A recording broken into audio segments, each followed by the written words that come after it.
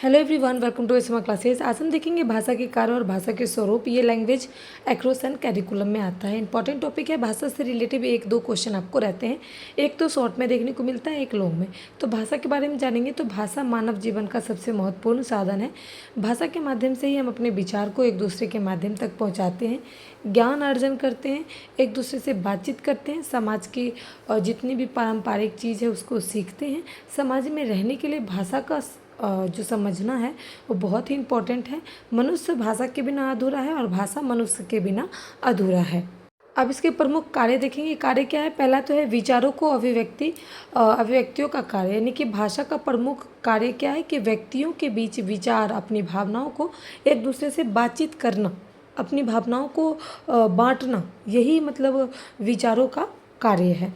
यानी कि उदाहरण के तौर पे देखेंगे कि अपनी बात कहना, एक दूसरे से अपनी समस्या, अपनी बात, अपनी खुशी सबको प्रकट करना, ये चीज़ें जो है विचारों को अभिव्यक्त करता है। दूसरा है संचार का कार्य। संचार क्या होता है?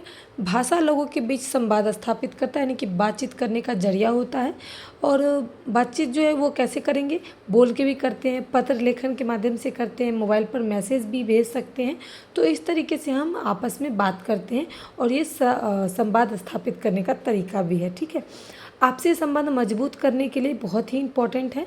अगर महत्व पूछे तो सूचना आदान प्रदान। अगर आप आपसी बात करते हैं तो कहीं पर क्या होता है, हमें क्या चाहिए, ये चीज़ें जो है हम एक दूसरे को कह सकते हैं, एक दूसरे की चीज़ों को हम समझ सकते हैं। अगर कुछ लेन देन करना हो तो भी हम भाषा के माध्यम से कर सकते हैं। तीसरा है ज्ञान प्राप्ति के कार्य। तीसरा ज्ञान प्राप्ति के कार्य, यानी कि जो भी ज्ञान अर्जन करते हो, या तो आप बुक पढ़ते हो, या फिर शिक्षक से कुछ सीखते हो, या फिर स्कूल में जाके बुक से कुछ सीखते हो, तो ये सारी चीज़ें ज्ञान अर्जन का कार्य है। उसके बाद देखेंगे सामाजिक एकता का कार्य। समाज में एकजुट होकर रहने के लिए भी जो भाषा है वो अपना कार्य करता है। भाषा से क्या होता है? लोगों को जोड़ना। यानी कि जहाँ पर आप देखोगे कि हिंदी बोलने वाले ज़्यादा लोग हैं तो वहाँ पर उनकी ज़्यादा संख्या में उनका समूह होगा, और अगर इंग्लिश बोलने वाले कम लोग हैं तो वहाँ पर दो चार लोग ही अगर होंगे, वहाँ पर इंग्लिश कम लोग बोलते होंगे तो ये एक समूह का मेल है समाजों को जोड़ने के लिए। उसके बाद देखेंगे पांचवा है सांस्कृतिक के संरक्षण के कार्य। यानी कि सांस्कृतिक क्या है? हमारी परंपराएं वाली चीज़ें, जैसे ऐतिहासिक चीज़ें, लोकगीत हो गई, ग्रंथ हो गए, कहानियाँ हो गई। जैसे कि महात्मा गांधी भी तो ऐतिहासिक थे, उनके बारे में हम जानते हैं। उसके बाद रविन्द्रनाथ टैगोर हो गए, स्वामी विवेकानंद हो गए, तो इनके बारे में हम जानते हैं। गौतम बुद्ध हो गए। तो ये सब चीज़ें हम कहानियों में पढ़ते हैं, ग्रंथों में पढ़ते हैं, उनकी परंपराओं को आज भी हम अपनाते हैं। उसके बाद है मानसिक विकास। मानसिक विकास भी होता है। अगर आपको ज़्यादा संख्या में आता है, जैसे हिंदी, इंग्लिश, तो उसमें आप ज़्यादा सोच सकते हो। इंग्लिश में भी सोच सकते हो, हिंदी में भी सोच सकते हो, अपनी मातृभाषा में भी सोच सकते हो। सोचने की जो क्षमता है वो ज़्यादा विकसित होती है। उसके बाद है मनोरंजन का कार्य।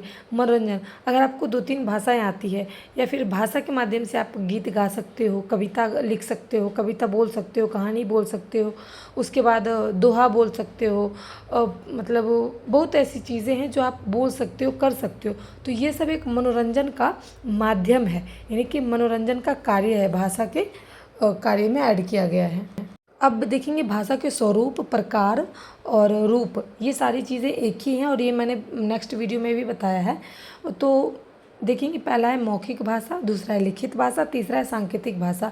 इसको मैंने यहाँ पर बोल दिया कि मौखिक अगर कोई भी व्यक्ति के साथ हम बोलते हैं तो होता है। लिखित किसी को हम संदेश भेजते हैं मोबाइल के माध्यम से, डाकघर के माध्यम से, तो ये चीज़ें हो गई। सांकेतिक भाषा, जो व्यक्ति नहीं बोलते उनको हम इशारा से समझते हैं, इशारों से बात करते हुए, सांकेतिक भाषा।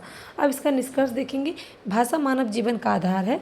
यह विचारों की अभिव्यक्ति, ज्ञान प्रदान, संचार एवं सामाजिक विकास का महत्व साधन है। भाषा के बिना शिक्षा, समाज की कल्पना हम बिल्कुल नहीं कर सकते। तो भाषा का कार्य ये था और भाषा का स्वरूप भी मैंने इस वीडियो में बताया।